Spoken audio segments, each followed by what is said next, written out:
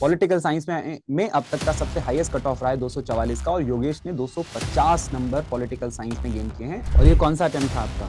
Sir unfortunately या fortunately ये मेरा फोर्थ अटेम्प्ट था सर। दिसंबर 2023 में मैंने पहली बार दिया था, तब मेरा नेट हो गया था। मतलब अभी कैसा लगा है कि 3 अटेम्प्ट के बाद आपका फाइनली क्लियर हुआ है? I don't know how to react for this, क्योंकि इतनी बार इतना क्लोज से रह गया था। तो आई थॉट कि जब मेरा आंसर किया है तो मुझे लगा था कि हो जाना चाहिए। फिर भी लास्ट डे तक आई वाज नॉट श्योर कि होगा कि नहीं होगा। फाइनली आपका जेआरएफ हो गया। आई am so happy and I am so proud of you.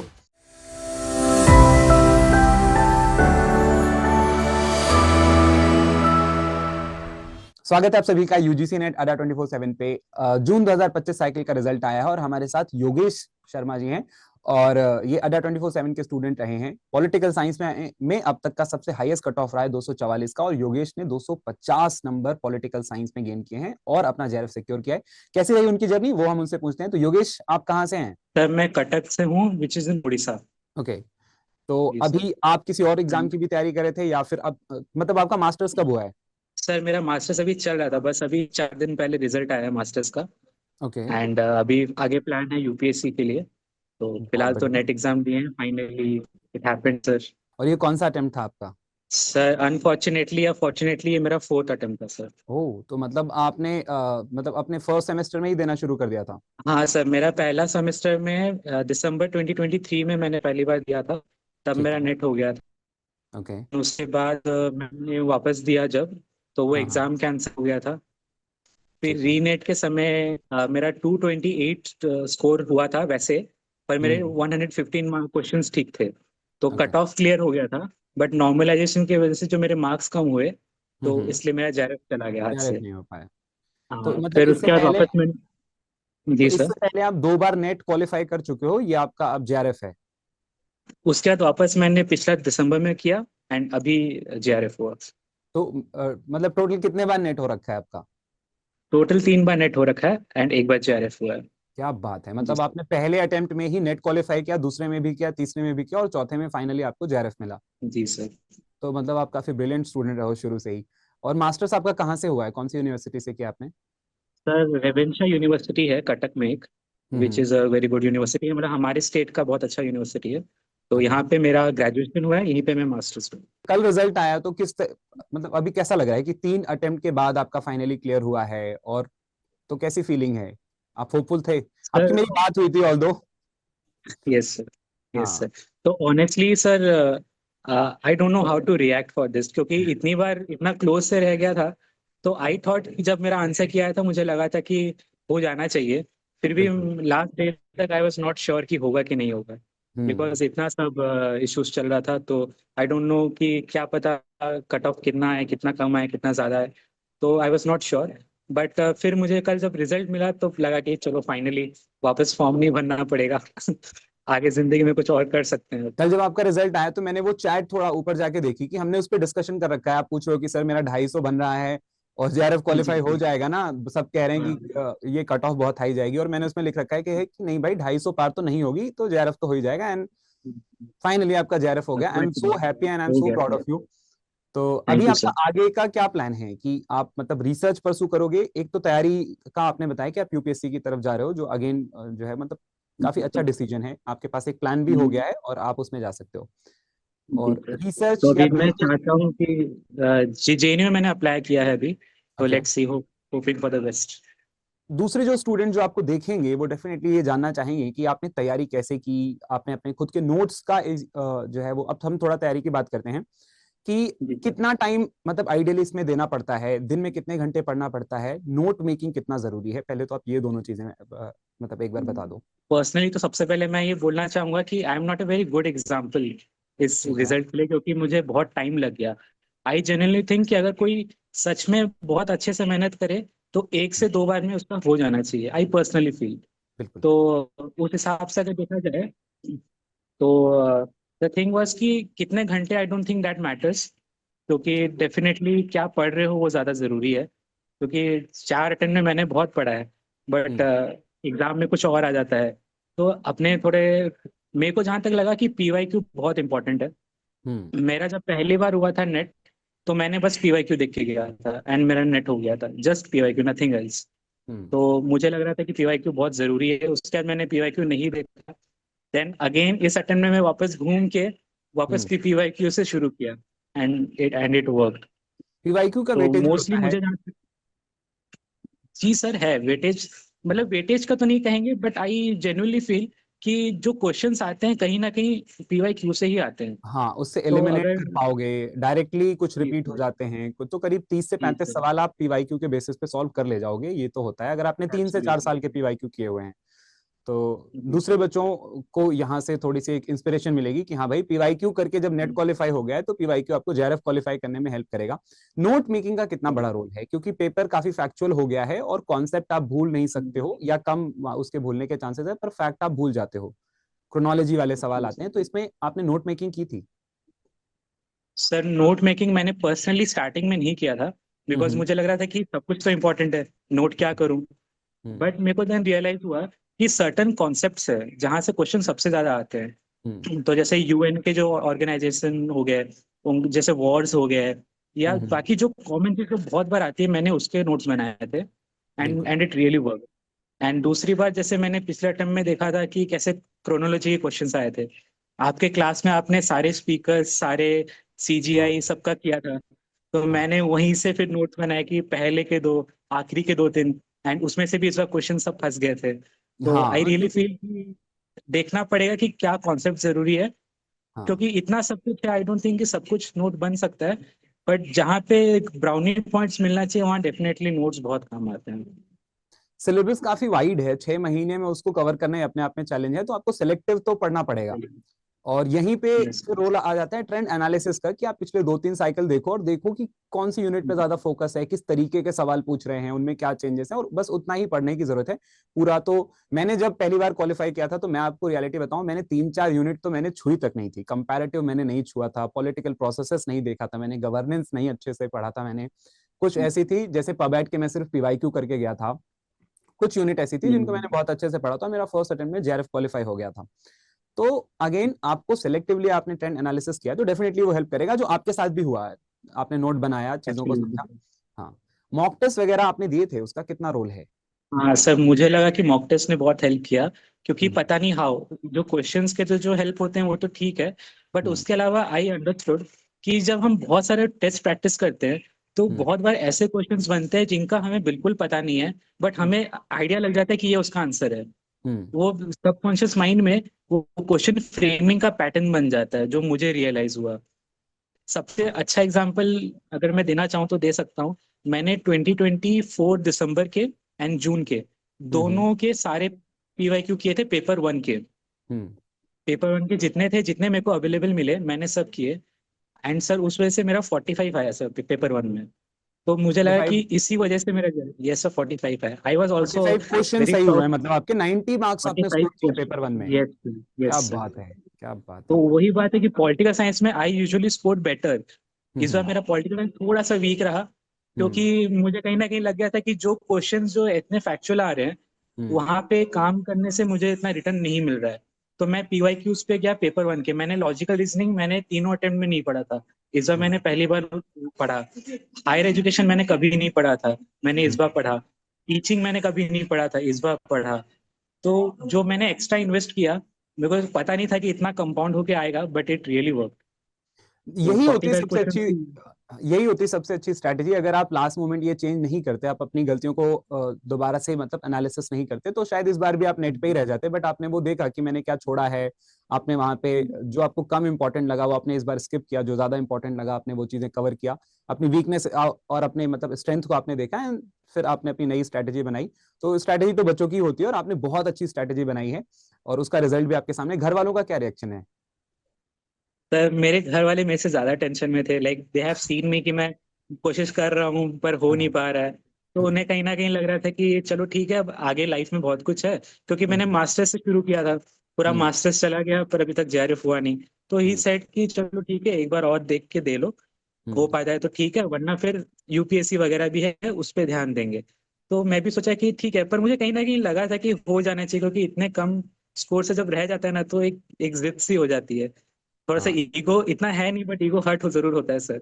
हाँ, तो मुझे लगा कि नहीं। ये चीज जी आपने सर। बहुत अच्छी बोली योगेश। नॉर्मली क्या होता है कि जब हमारा एक दो नंबर से रह जाता है तो हम बहुत ज्यादा दुखी हो जाते हैं, लेकिन हमें अगर उसे पॉजिटिवली लेना है, जैसे आपने मतलब एक नेवर गिव अप एटीट्यूड रखा अपना कि ठीक है भाई मैं बहुत क्लोज हूँ, हर बार मेरा थोड़े नंबर से रह जा रहा है तो अब क्या है, बस अब मतलब आर्या पार। 3 बार अगेन बार बार नेट होने के बाद फिर आपने इस बार जेआरएफ क्वालिफाई किया, तो वहां पे स्टूडेंट को सोचने की जरूरत होती है कि भाई हमें उसे इस तरीके से नहीं देखना है कि एक नंबर दो नंबर से रह गया अब मैं छोड़ दूंगा सब्जेक्ट बदल दूंगा, नहीं। यू आर वेरी क्लोज, आप हजारों स्टूडेंट से बहुत आगे हो, थोड़ा सा और पुश और देन यू आर देयर। तो इससे तो तो इस डेफिनेटली। बार मैंने जब रिजल्ट आए थे हम्म। तो मेरे पेरेंट्स उस समय घर पे थे, तो मैंने सब लॉग इन करके सबमिट पे बस माउस से पॉइंटर रख के छोड़ दिया कि हम्म। अब आप लोग ही देख के बता दो, मेरे से तो नहीं देखा जाएगा। तो उन्होंने फिर रिजल्ट देखा, then I got to know कि इस बार हो तो गया। सबसे पहले किसने देखा आपका रिजल्ट? सबसे पहले पापा पापा मम्मी ने देखा सबसे पहले। ओके। दोनों उस समय बाहर से आए थे जस्ट, तो हम्म। आते ही उस समय मैं चेक कर रहा था। हम्म। तो मुझे पता चला कि फाइनल आंसर की आया है। मैं हाँ, आंसर की खोलने के लिए जब साइट देखा तो पता चला कि रिजल्ट ही आ चुका है। रिजल्ट आ गया है, हाँ। तो फिर मैं तो पैनिक हो गया, फिर वही संभाले कि भाई हम देखते हैं उनको। तो फिर उन्होंने देखा एंड तो जैसे अभी आप यूपीएससी की तैयारी करोगे, आपने इसे एक प्लान बी की तरह रखा है, भगवान ना करे कल को आपको रिसर्च में एंटर होना पड़े तो आपका एरिया ऑफ इंटरेस्ट क्या रहेगा, या फिर आप किधर कंट्रीब्यूट करना चाहोगे, क्या आपका स्ट्रॉन्ग पार्ट है?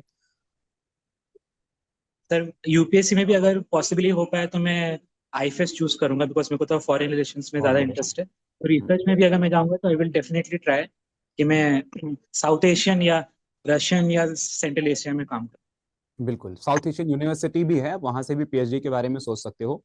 और मेरा जो पर्सनल आपको ये सजेशन रहेगा कि क्योंकि आपका जेआरएफ 3 साल वैलिड है, मैं अपनी एक पर्सनल एक्सपीरियंस शेयर करना चाहूंगा। अ, आपने यूपीएससी में भी कितने साल दे दिए तैयारी को, दिए हैं आपने एक भी कुछ भी टाइम अभी? हाँ एक्चुअली सर बात यह है कि मैंने यूपीएससी का तैयारी सबसे पहले स्टार्ट किया था कोविड के टाइम पे, ठीक है। जब मैं ग्रेजुएशन में था। बट उसके बाद क्या हुआ, हमारे घर में सबका तबीयत बहुत खराब हो गया एंड सिचुएशन थोड़ा चेंज हो गया, जिस वजह से वो पढ़ाई थोड़ी सी बीच में रुक गई। फिर ओके। उसके बाद जब ग्रेजुएशन जब शुरू हुआ, तो जो एक साल जो ग्रेजुएशन नहीं पढ़ाई हुआ था, ऑनलाइन हुआ था, तो हम्म। इतना वर्कलोड हो गया ग्रेजुएशन के टाइम पे कि और हम्म। फिर उतने अच्छे से मैं कंटिन्यू नहीं कर पाया। हम्म। तो वो भी एक ईगो वाला बात बाकी है, हिसाब बाकी करना है, तो वो भी करेंगे। तो मेरा जो पर्सनल सजेशन आपको ये रहेगा कि आप धीरे धीरे अच्छी यूनिवर्सिटीज देखना शुरू कर दो और रिसर्च में आप अपने आप को एनरोल कर लो। 6 महीने का जो शुरू का पीरियड होता है वो थोड़ा सा हेक्टिक होता है कोर्स वर्क, उसके बाद आपकी हम्म, अगर अपने गाइड से ठीक ठाक बन रही है तो आगे की जो जर्नी होती है वो थोड़ी स्मूथ होती है, वहां पे आप प्रिपरेशन कर सकते हो। क्योंकि एक जो परेशानी आप झेलोगे वो ये है कि आप, क्योंकि आपका इतनी मेहनत के बाद आपका जेआरएफ क्वालिफाई हुआ है और आप डेफिनेटली नहीं चाहोगे कि वो वेस्ट हो। जब आप यूनिवर्सिटी में एक गैप के बाद पीएचडी के लिए अप्लाई करते हो ना, उनका पहला सवाल होता है कि तुम इतने साल तक कहाँ थे। मैंने साउथ एशियन सही यूनिवर्सिटी बात। में मैं इंटरव्यू के लिए बैठा एंड दे आस्क्ड मी कि आप 2 साल पहले आपका जेआरएफ क्वालिफाई हुआ और आप कहाँ थे। और मेरे मुंह से ये निकला, हम्म, क्योंकि मैं झूठ नहीं जल्दी बोल पाता हूँ, तो मेरे मुंह से सीधे निकला कि मैं हम्म, यूपीएससी की तैयारी कर रहा था। कोई भी यूनिवर्सिटी यूपीएससी की तैयारी करने वाले रिसर्चर को नहीं लेगी, because they are very sure कि जिस दिन आपका यूपीएससी क्लियर होगा आप रिसर्च बीच में छोड़ के भाग जाओगे। और उन्हें डेडिकेटेड रिसर्चर एब्सोल्युटली। चाहिए होता है, हाँ। हाँ तो नहीं तो होता है। ऐसा कुछ नहीं था, एक प्रोविजन होता है जिसमें आप रेगुलर पीएचडी को पार्ट टाइम कन्वर्ट करा सकते हो, अगर वो यूनिवर्सिटी पार्ट हम्म, टाइम पीएचडी आपको ऑफर करती है तो। ठीक है, तो आप ऐसी हम्म, यूनिवर्सिटी सेलेक्ट करो जो regular mode and part time mode दोनों में ऑफर करती हो, जिससे जब आपका सिलेक्शन हो जाए, कहीं आपका एपी निकल जाए या फिर आपका यूपीएससी हो जाए, तो आप उस रेगुलर को पार्ट टाइम में कन्वर्ट करा लो, आपकी पीएचडी भी ना छूटे, रिसर्च भी कंप्लीट हो जाए और आपको एक जॉब रहे, और जब तक जॉब नहीं हो जाती तब तक आपको एक फेलोशिप अमाउंट आता रहे। और क्योंकि आपने कोविड के टाइम से तैयारी शुरू की है, तो मुझे लगता है आपका नॉलेज बेस जीरो नहीं है यूपीएससी में, तो अब आप रिसर्च वर्क के साथ भी उतनी पढ़ाई आप मतलब बहुत इजीली मैनेज कर लोगे। ये मेरा आपको पर्सनल जो है वो सजेशन है, और दूसरे वो स्टूडेंट जो मतलब आपकी ही सिचुएशन में, उनके लिए भी सेम सजेशन है। क्योंकि अगर आपने साल भर भी डिले कर दिया ये सोच के, तो फिर यूनिवर्सिटीज में एडमिशन लेने में दिक्कत होने लगेगी, अच्छी यूनिवर्सिटीज नहीं मिलेंगी, छोटी मोटी यूनिवर्सिटीज तो आपको ले लेंगी, बड़ी यूनिवर्सिटीज नहीं उठाएंगी। तो आप इसको एब्सोल्युटली। एक बार डेफिनेटली कंसीडर करिएगा, अगर हो पाए तो आप मतलब इस तरीके से जा सकते हैं, है ना। यस सर, पक्का मैं इसको अच्छा, कंसिडर करके ही आगे। लास्ट में मैं बस आपसे मतलब एक सवाल पूछूंगा कि कोई ऐसी 3 पॉइंट स्ट्रैटेजी, अगर जो अपकमिंग सेशन के लिए जो भी बच्चे प्रिपेयर करें उनके लिए कोई 3 इंपॉर्टेंट चीज जो बहुत इंपॉर्टेंट आपको लगती हैं कि ये चीजें करोगे तो आपको पेपर में बहुत हेल्प मिलेगी, वो आप एक बार बता दो, द 3 मंत्रास। थ्री मंत्रास। सबसे पहले तो मैं बोलूंगा पीवाईक्यू देखो, उसके ठीक है। बिना तो मुझे मुश्किल ही लग रहा है। पीवाईक्यू बहुत बहुत हेल्प करता है। बहुत हम्म, मेहनत का काम है देखना कि किस कॉन्सेप्ट से कौन सा पीवाईक्यू आ रहा है। एक बार हम्म, बहुत टाइम लगता है, बहुत आलस भी आता है, बट वंस इट्स डन तो बहुत कुछ सॉर्टेड हो जाता है कि हाँ, इस यूनिट में ये 10 चीजों से आगे तो कुछ आया ही नहीं है।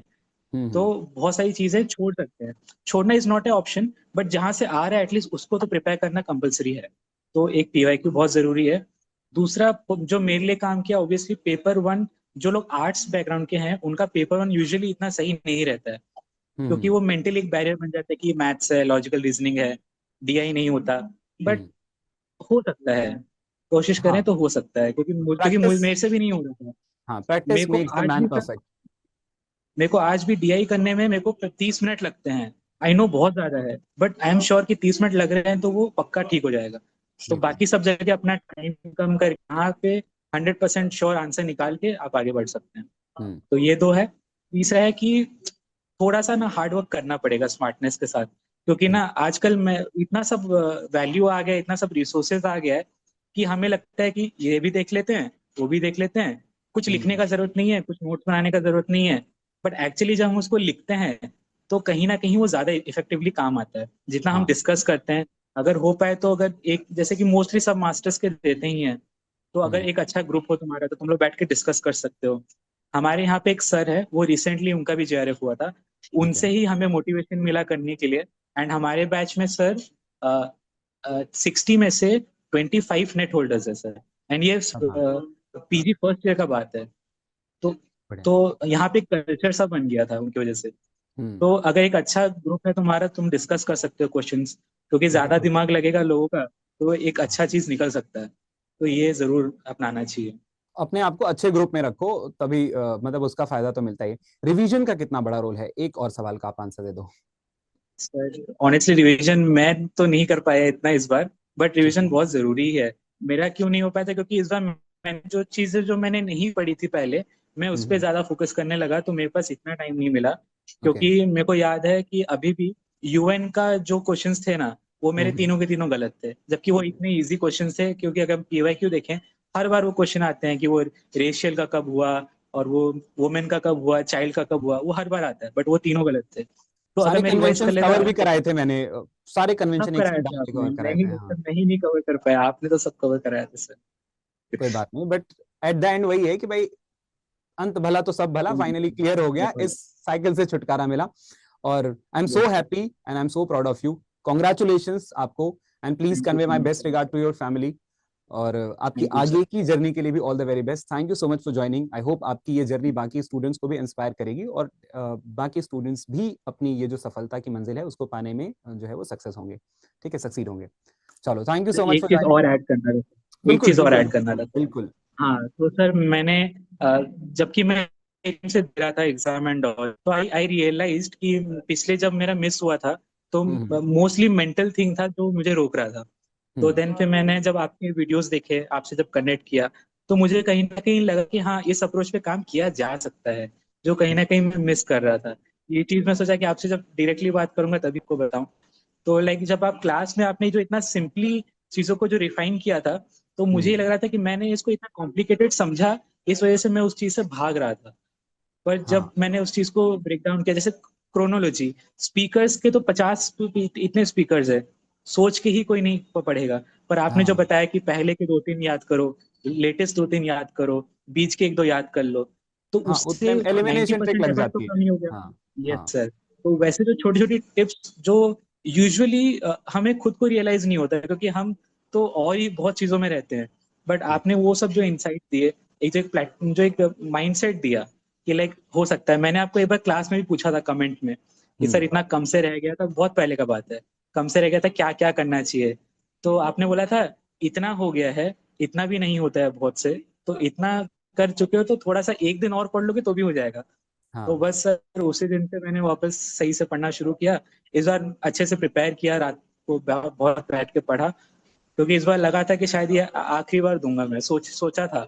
बट जब आप ये सोच के देते हो कि आखिरी बार है, मुझे लगता है तभी क्लियर होता है, क्योंकि आप अपनी पूरी शक्ति लगा बहुत से देते लोग हो। का हुआ है ऐसे। और जैसा कि आपने बोला कि मैंने ये टिप्स वगैरह दी और वो बताया कि कितना क्या पढ़ना है, मुझे ऐसा लगता है एज अ टीचर अगर मैं आपको ये बोल दूं कि ये भी पढ़ लो, ये भी पढ़ लो, सब कुछ पढ़ लो, तो फिर मेरा रोल क्या है? वो उतना तो फिर आप खुद भी कर लोगे। मेरा ये है कि मैं उसको आपके लिए उस जर्नी को और आसान बना दूं, सिलेक्टिवली चीजें बता दूं और एक ट्रिक बता दूं, तभी तो मैं वहां पे एक ठीक ठाक टीचर हूँ, है ना? तो वो रोल मुझे लगता है मैंने ठीक ठाक प्ले किया। मेरे रिजल्ट इस सर बार बहुत अच्छे मेरा एक फ्रेंड है, वो आपके क्लासेस में एनरोल्ड है। हैं। ओके। तो उसने बताया कि जैसे आपके क्लासेस में आप तो रिसेंटली ज्वाइन जब किए थे, तो हाँ आपके हाँ। क्लासेस उतने कवर नहीं हुए थे, पर आपने जितना भी पढ़ाया वो इतना इंपॉर्टेंट टॉपिक्स थे कि हम्म, वहां से भी मैक्सिमम क्वेश्चंस आ गए। तो जो कम इंपॉर्टेंट टॉपिक है वो हम समहाउ मैनेज कर सकते हैं, पर हाँ जहां से 100% ज्यादा आ रहा है उसको पहले करना ज्यादा इंपॉर्टेंट है। वरना हाँ। उस मैं वजह से जो चीज नहीं आ रही है, वो फिर उसमें हम अगर ज्यादा टाइम दे देंगे तो जरूरी चीजों के लिए टाइम कम बचता है थोड़ा। बिल्कुल। यस। तो थैंक यू वो सो थोड़ा मच। सा हाँ, मुझे बहुत अच्छा लगा मोस्ट आपसे बात वेलकम। करके। और हम आगे सर कनेक्ट करते मुझे रहेंगे। फेलिसिटेशन 2 तारीख को है, मैंने आपको इनविटेशन के लिए मतलब मैंने आपको इनवाइट कर दिया है, तो आपको डेफिनेटली वहां पे आना है। मुझे बहुत अच्छा लगेगा। और एब्सोल्युटली। मिलते हैं फिर जी फेलिसिटेशन सर। में। Thank you so much for joining. Thank you sir. जय हिंद सर।